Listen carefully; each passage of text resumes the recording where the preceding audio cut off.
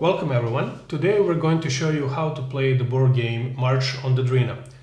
March on the Drina is a tabletop game developed by Princepsgames, a tabletop game development studio from Novi Sad, Serbia. Before I start talking about the game, I just want to say that this is a Serbian version of the game. As you can see, everything is on Cyrillic. Right now we're working on English version of the game with improved graphics and upgraded rulebook. And that game will hit Kickstarter somewhere in autumn 2020. Okay, back to the game. March on the Drina is area control war game for 2 to 4 players, aged 12 and up, and the game duration is from 120 to 180 minutes. Most of you have heard about Eastern and Western Front in World War I, but war started and ended in the south in Balkan Peninsula, where Kingdom of Serbia was invaded by 3 central powers: Austro-Hungarian Empire, German Empire and Bulgarian Empire. So March on the Drina is a game about Salonika Front, about Balkan Peninsula Theater, and most of historical details are incorporated in the game, so by playing this game you will also learn a lot about World War I. Now I'm going to show you how you play this game. Detailed rulebook is here, so I won't be reading it and I won't be telling you everything what's in it. I will just briefly tell you the gameplay and the game mechanisms, so you can know what to expect if you choose to get this game for you and your friends and family. In this game, Serbia, with Montenegro, who has no army or its own finances, is on one side, while on the other side there are Austro-Hungary, Germany and Bulgaria, which play together against Serbia and cannot attack each other. In order to win, a player who controls Serbia must occupy all cities on territory of Serbia and Montenegro and hold them until his next turn. In order to win, players who control Germany, Austro-Hungary and Bulgaria must occupy all cities on the territory of Serbia and Montenegro and hold them for 1 round. In addition, those 3 players must control a minimum of 6 out of 10 cities on the territory of Austro-Hungary and Bulgaria. If neither side controls all cities on the territory of Serbia and Montenegro at the end of September-December 1918 round in the calendar, the winner is the side who controls the most cities on said territory. As you can see on the game board, each city has a number on it. That number represents a military capacity of a city. If you control 10 cities, the sum of the numbers on that city represents your national military capacity. National military capacity is used for purchasing new units and bringing reinforcement to the game. And you can track the status of your national military capacity on this national military capacity chart. You can see these numbers, and those flags here are marking starting points of each country. So you see, for example, Serbia has starting point of 33. So this control marker or this flag will be put on number 33. If Serbia loses a city, you will remove the control marker down, or if it captures the enemy city, you will move the control marker up depending on the number of the city. So in every moment you know every player's national military capacity. At the end of his turn, player will take as many national military capacity units as there are on this national military capacity chart. For that we are using this money. We call it national military capacity units. So they come in denomination 10, 5 and 1. So you use this for buying new armies.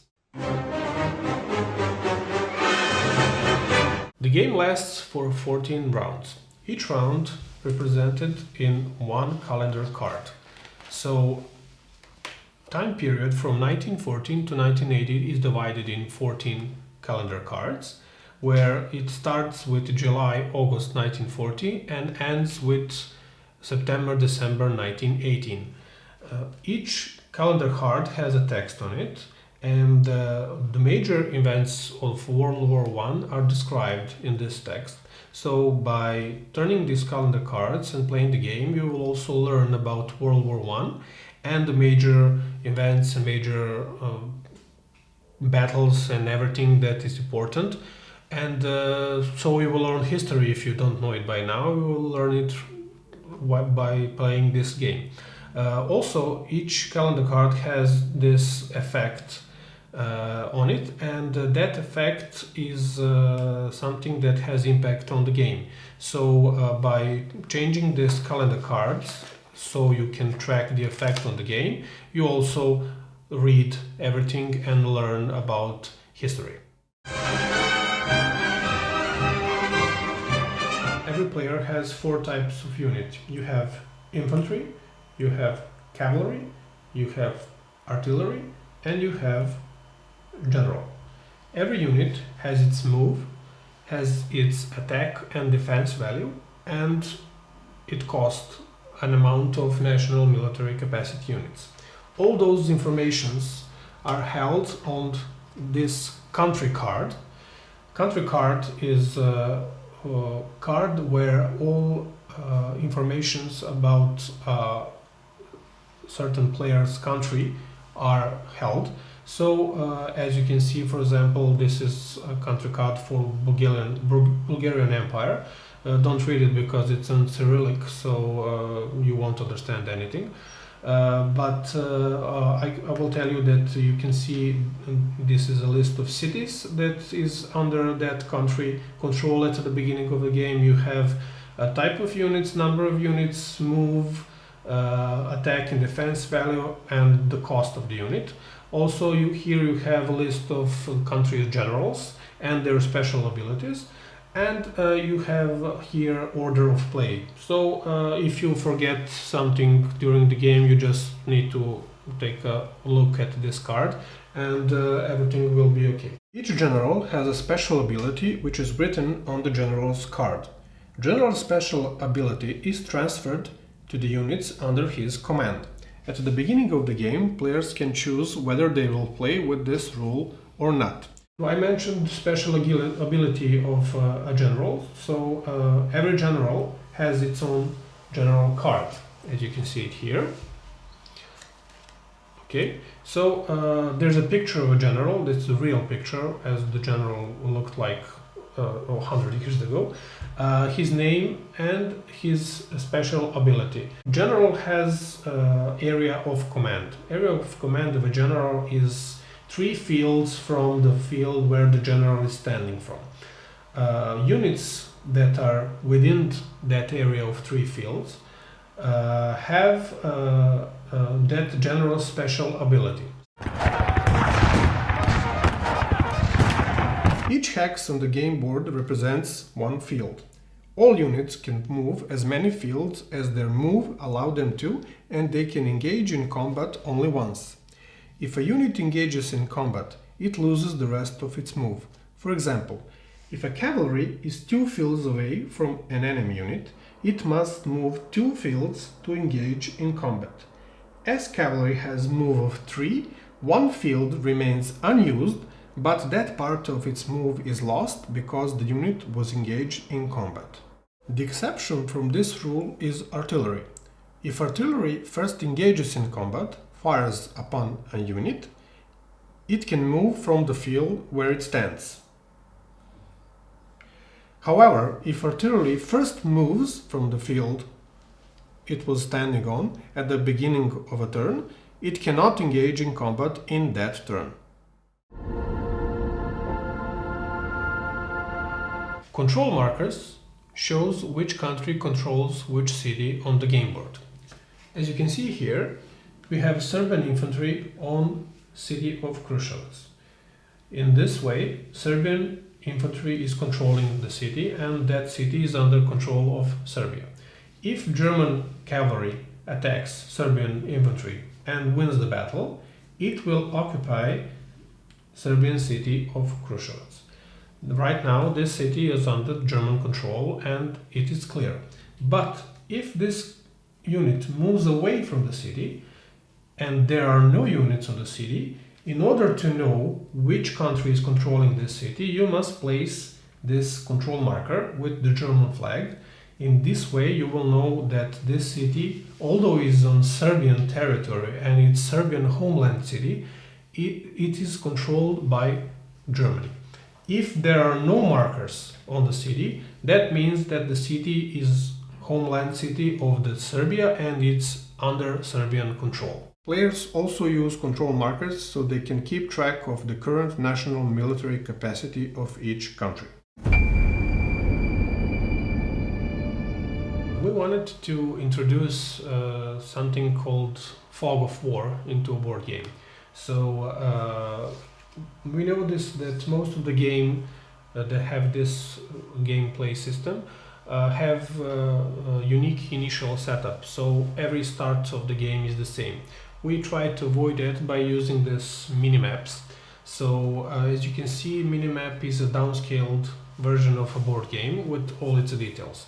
So at the beginning of the game, each side will take one minimap.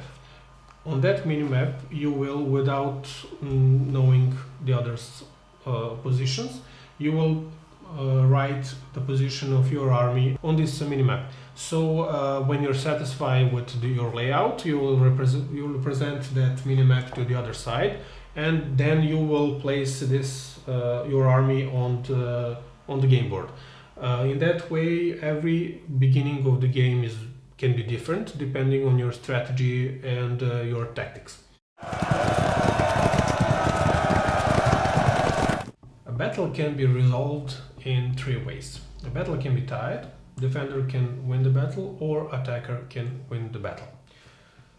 Let's see this situation. We have Austro-Hungarian cavalry who is attacking Serbian infantry.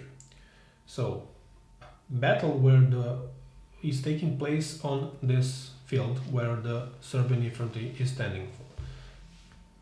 Austro-Hungarian cavalry is attacking. First, we have to calculate the attacking value of cavalry. We're doing this by checking the unit strength. Unit strength is a number of tokens including this figure.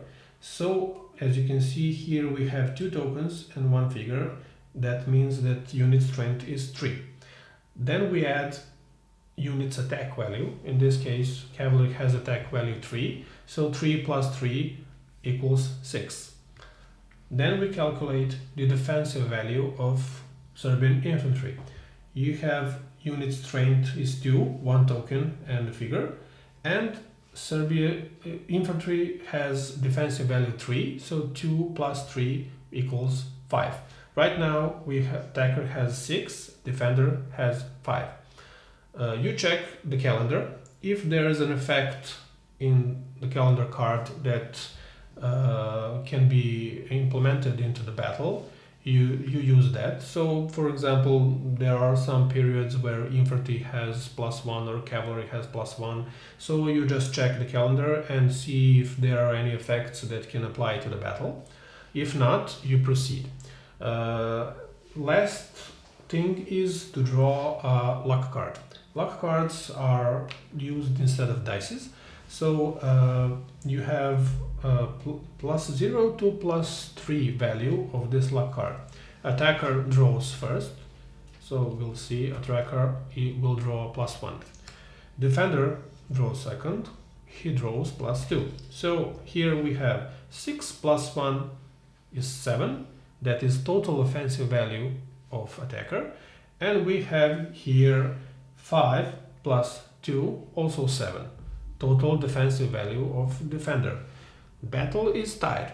When the battle is tied, the attacker is returning to the field when it came from and loses 1 token. Also, defender remains on the field where the battle took place, but it loses 1 token. If defender wins the battle, which means that total defensive value is greater than the total offensive value, then the attacker will lose a token and he will retreat to the field where he came from, and the defender will remain on the field without losing a token. The last option is the winning of the attacker.